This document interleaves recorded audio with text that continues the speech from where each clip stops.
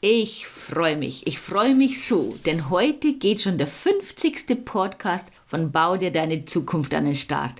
Und ich freue mich, dass ich heute einen internationalen Gast bei mir im Podcast habe. Aber als allererstes danke an dieser Stelle an alle, die helfen, dass der Podcast Mittwoch für Mittwoch pünktlich erscheint. Und natürlich an Sie, liebe Hörerinnen und Hörer.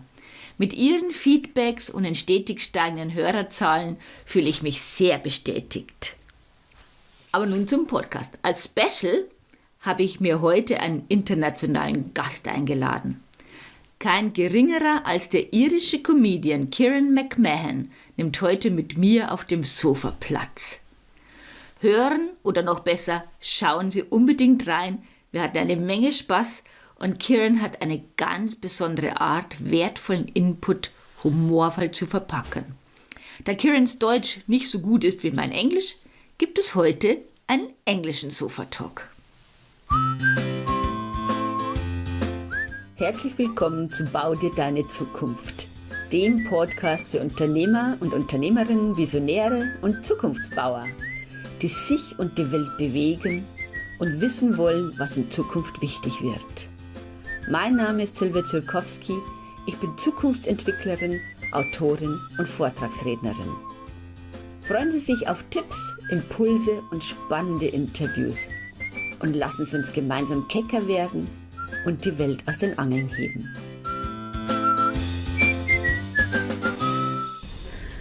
Hallo meine Damen und Herren, heute zu einem ganz speziellen Sofatalk, der relativ spontan entstanden ist. Ich habe nämlich gerade Besuch aus Irland, aus Dublin, und Ciarán ist mein Gast und er hat so viel über Storytelling erzählt, er hat so viel von Comedian erzählt, er ist Lehrer, er unterrichtet Comedians für Standup Comedian und all sowas.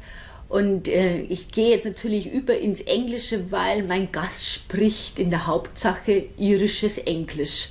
Aber deutlich genug, dass wir alle etwas davon verstehen. Und ich hoffe, Sie haben genauso viel Spaß bei dem Podcast jetzt, bei dem Sofatalk, wie ich hatte jetzt die ganze Zeit, mich mit ihm zu unterhalten.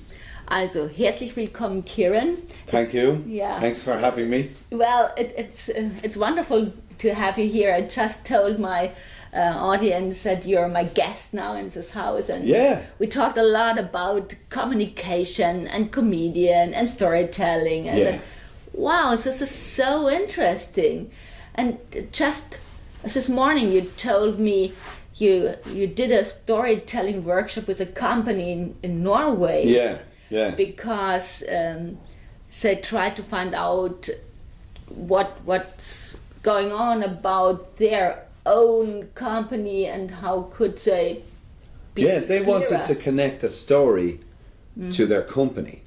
Okay. So the connection for me was they said, you do stand-up comedy, you're a storyteller, can you do a presentation about storytelling? And I said, yes, no problem. And then maybe 2 weeks before they said, can you do a presentation about storytelling for companies? And I was like, yeah. Okay. So it was a very gradual step for me as well. So I ended up doing the presentation like I would do it about storytelling. And then I made a few steps more so that it could be understood from a company perspective. Okay. What's a fascinating thing about that for you? Well, to me, it was when I had the challenge of saying, present this for companies, I had to go, well, it's all very similar to anybody's story. Because to me, the best thing, I was asking you earlier, it's like, how do you begin when you give talks? And you said, I always begin with a story. Yes. And I said, is the story connected to you personally? Yes. And you said, yes, it's a personal story. And I said, perfect, because then somebody gets to understand who you are and also the idea of what you're going to talk about. So similarly, if in Ireland, when we say hello to each other, we don't say hello, we say, what's the story? That's really true, because he was asking me the very first time I met him. Oh, hi, I'm Ciarán. What's the story? And I said, huh?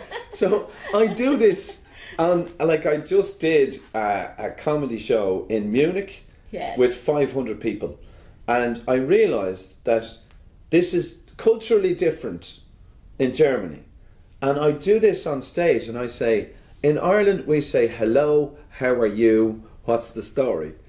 And I said, if you ask a German how are you, they say, well, I didn't get a very good night's sleep and I have a bit of a pain in my back, and in the hotel this morning there was no muesli. And I'm going, wow, I just want, the answer is, how are you? Fine. We don't want to know the answer. And then the next one is, what's the story? And if you ask a German what the story is, Yeah. usually it's such a direct question for a German that they say, well, I was born in Munich, my mother's name was Gertrude, and my father's name was Gun. Whereas in Ireland, really what we want to know is what's happening. You know, give us the news. You know, what's the news? What's happening for you today? You know, and really what we want is, you know, is just that curiosity of wanting to know something about you. You know. Well, you told me that before. The curiosity of the story, is that what behind every story? All the good stories create curiosity. So either the story creates the curiosity for the teller, the person telling the story, or the curiosity is created for what's going to happen next. And a good story has both, you know. So you're trying That's not to... as easy, isn't it? Well, I mean, but I don't think of this in a kind of, okay, these are the details I must have in the story.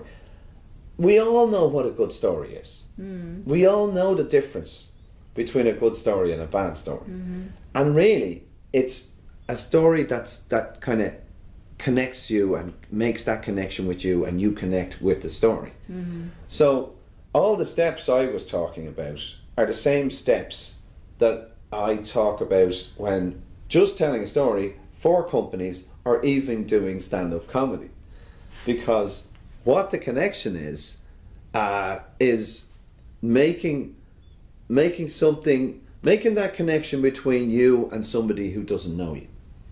So I always say at the beginning that the first 4 seconds on stage are the most important, because in those 4 seconds they look at you and then they hear you and they hear your name, and in this moment it's these 4 seconds they get this information.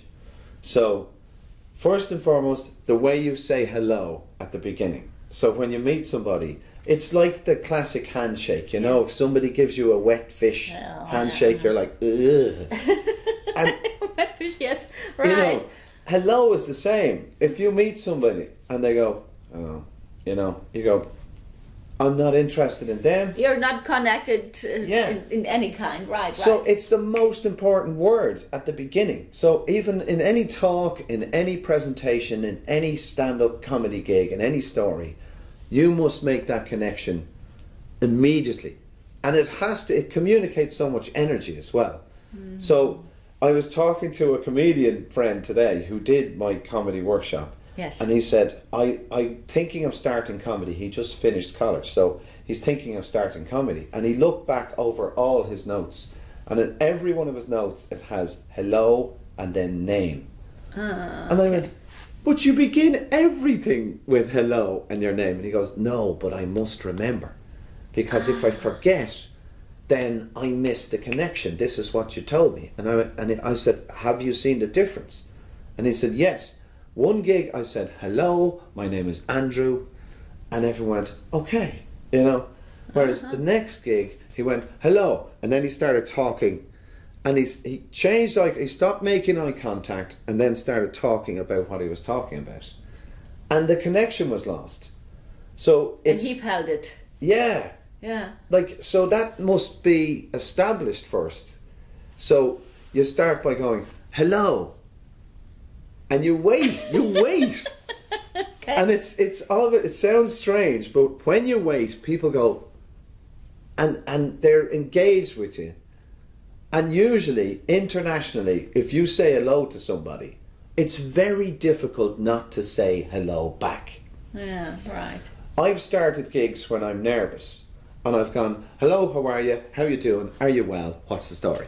That's the 5 questions. And the audience are just going,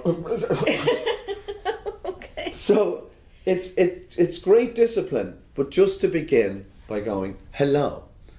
And when you say hello, the audience may just sit there and go, But I don't continue until I go, hello? And then they might go, what's happening? And I go, I won't continue until everybody says hello to me. So then if you say hello and somebody says hello, you continue. It's like at a bus stop.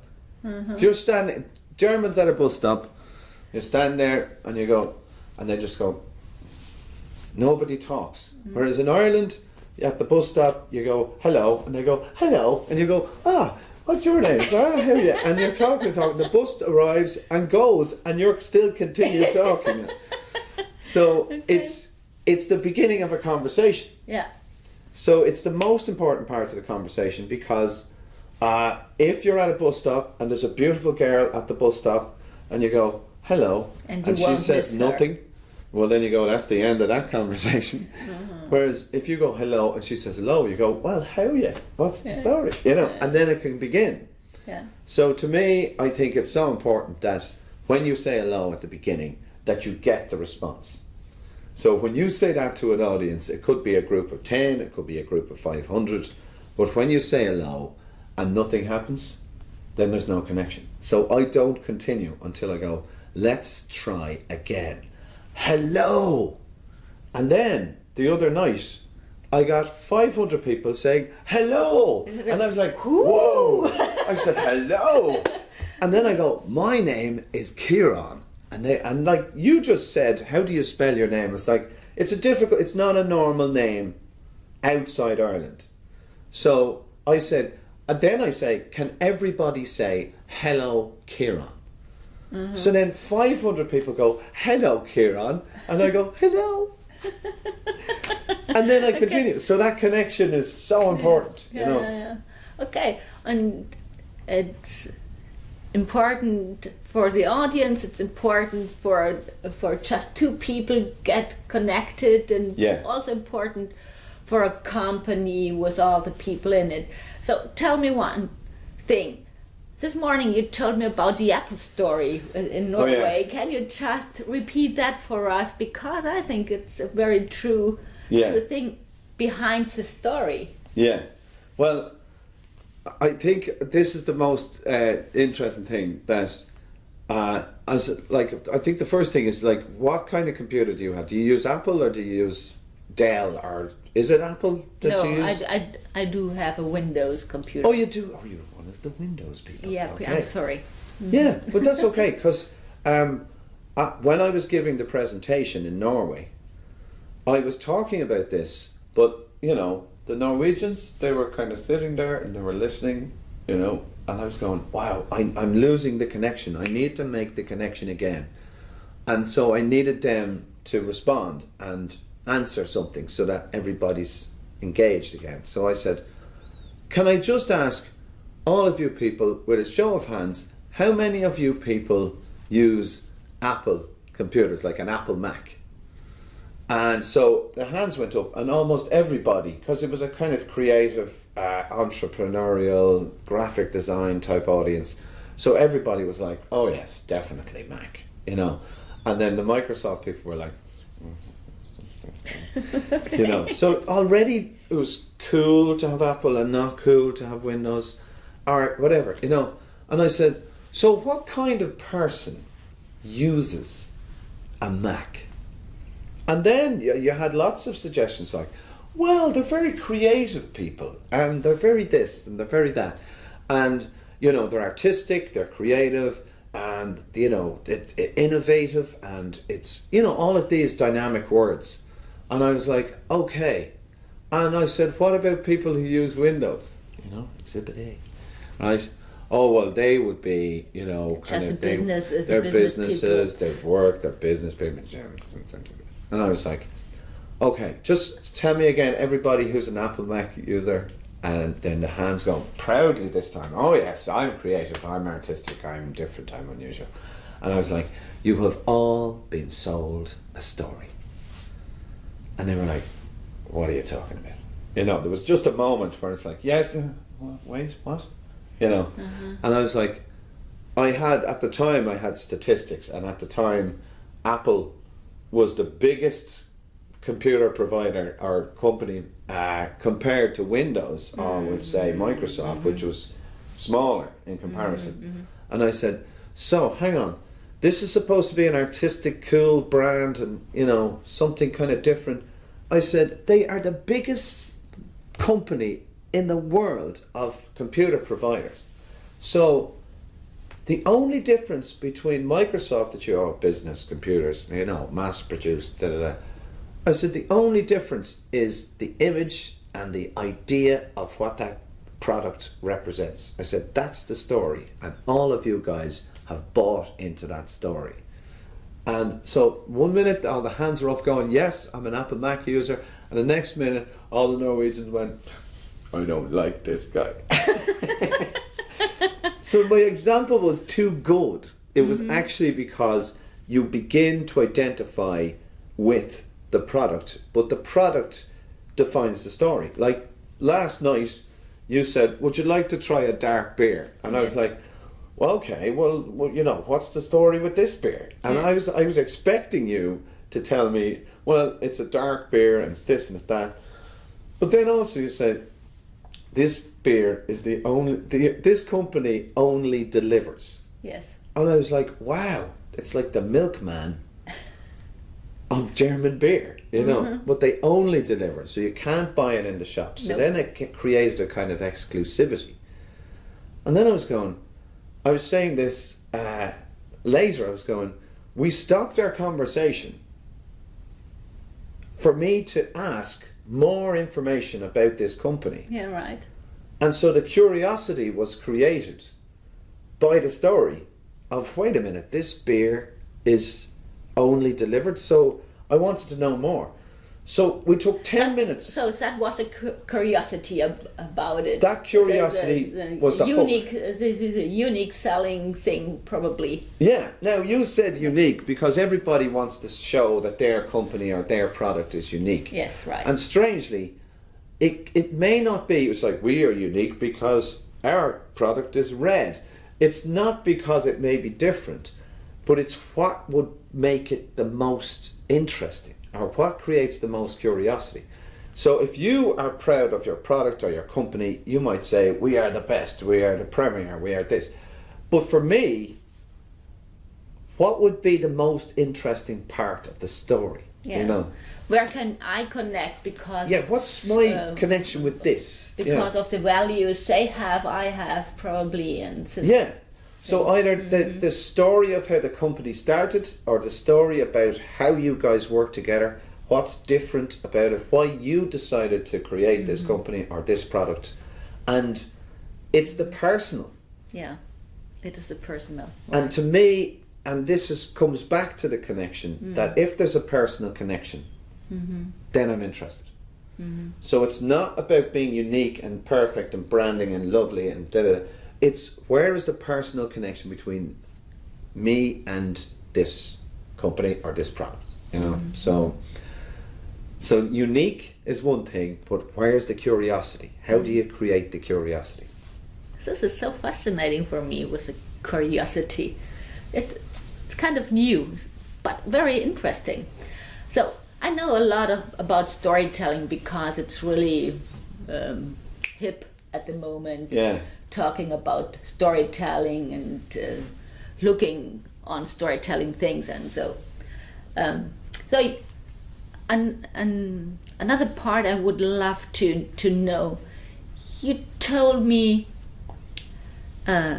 comedy is just a good communication. Yeah. Well. So what is it all about? Well, I remember saying to people like, okay, I teach comedy workshops, and people go, "Oh God, I would never do comedy. Comedy is impossible." You know, like public speaking. You have to be funny all But the the time. expectation is this to be funny on it, so it's just impossible for most people. Just go, no, right? Okay. But I said, well, what about public speaking? And most people go, oh, no way, never do public speaking, you know.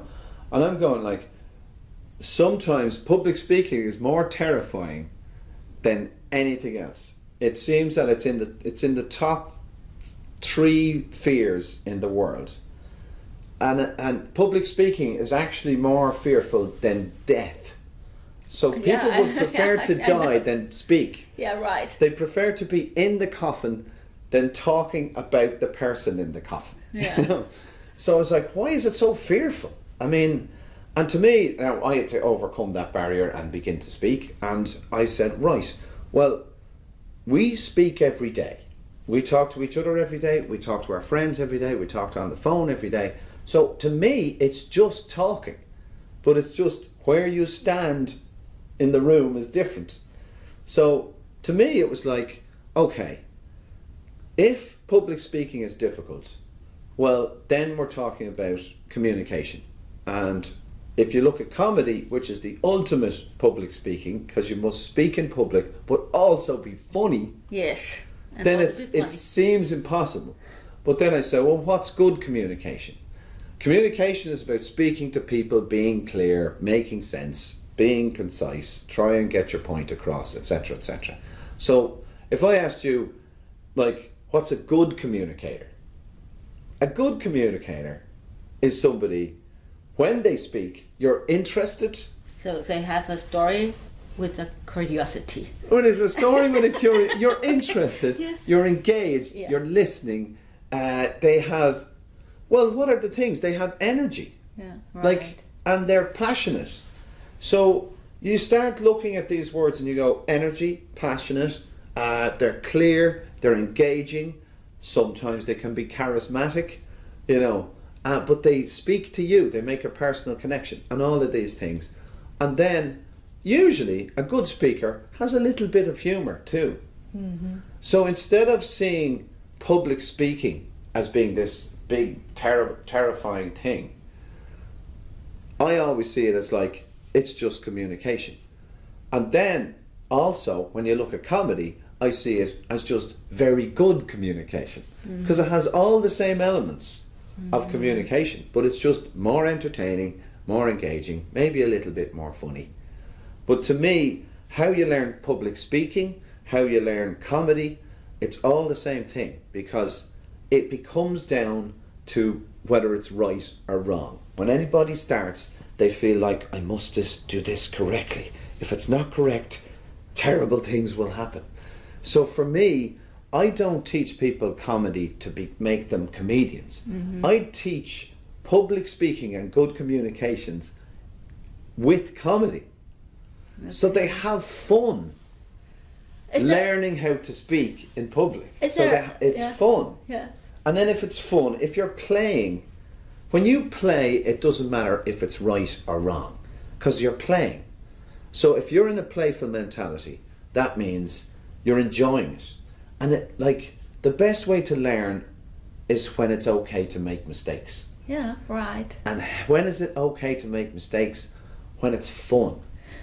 So when you're playing games, like even if you play card games or you play Cards Against Humanity or any of these after dinner games, it's okay if you get it wrong. It's not a big problem. So to me, it's about the mentality of playfulness. So it's not about getting it right or wrong, but actually enjoying it and having fun. And then mistakes are not bad, mistakes are learning, and it's playful. So to me, it's a change of mentality of having fun. Oh, wow. That's really a good point. So do you have one quick tip for us how we get a bit more fun in our communication? How do you get more fun in your communication? Yeah. I think the best way is, I would say, be as personal as possible. Mm-hmm. And laugh at your mistakes. Mm-hmm. This is what makes us human, you know. And if you're able to laugh when you make mistakes, then people will find that very human too. Yeah. So instead of going, oh my God, I got it wrong, you just go, I got it wrong. I did this in the presentation in Norway. I said, there are 3 points that are very important to learn. And I said, number 1, blah, blah, blah, blah, blah. Number 2, blah, blah, blah, blah, blah, blah. Number 3, I can't remember it. And it was, everybody laughed. And I went, yeah. I'm human. I'll think of it in a minute. I said, I'm sorry, And then at the end, I said, you've all been told a story. And then they went, oh, wow, storytelling does connect to the product and the company, etc., etc. And I said, I remember the third one. I said, the third one is, don't forget your third point. Thank you. Good night. So it makes it okay. You know what I mean? Yeah. So the mistakes are the gifts. See them as a gift. Well, if you can handle it like that they are a gift and make a bit like a twinkle here. And say, I'm not as important that I sometimes think I am. Yeah. Probably. Yeah. And the minute we see that you're human, we go, I like you. Yeah. I like you now because you're okay with your mistakes. Then we all don't have to be perfect. And we can all just relax a little bit. Oh, that's a very good point at the end of our talk. Yeah. So thank you very much. Thank you for having me. This spontaneous. Yeah, no, this was a great surprise. But it's always good to talk to you. Yeah. For me too. So it was very spontaneous, and we made probably a lot of mistakes, but still we had fun and a good communication and. That's the point, and thank you very much for looking this time the English Sofatalk, the English podcasting. English was very good. Your English is thank you very much. My German is terrible. And at this point, I say thank you for watching, and next week again in German, when the next time it heißt Bau dir deine Zukunft. Jetzt fällt es mir gleich gar nicht mehr ein auf Deutsch, weil lauter Englisch. Meine Damen und Herren, bis zum nächsten Mittwoch. Servus, auf Wiedersehen sagen Ciaran und Silvia. Ciao. Ciao. Thank you. Bye bye. Das war die Podcast-Serie Bau dir deine Zukunft von und mit Silvia Ziolkowski, die Zukunftsentwicklerin. Unter silvia-ziolkowski.de finden Sie weitere Informationen rund um Visions- und Zukunftsentwicklung inklusive kostenloser Checklisten und Impulsen. Wenn Ihnen die Folge gefallen hat, empfehlen Sie sie weiter und bewerten Sie diesen Podcast gerne auf iTunes. Herzlichen Dank. Bis zum nächsten Mal, wenn es wieder heißt, Bau dir deine Zukunft.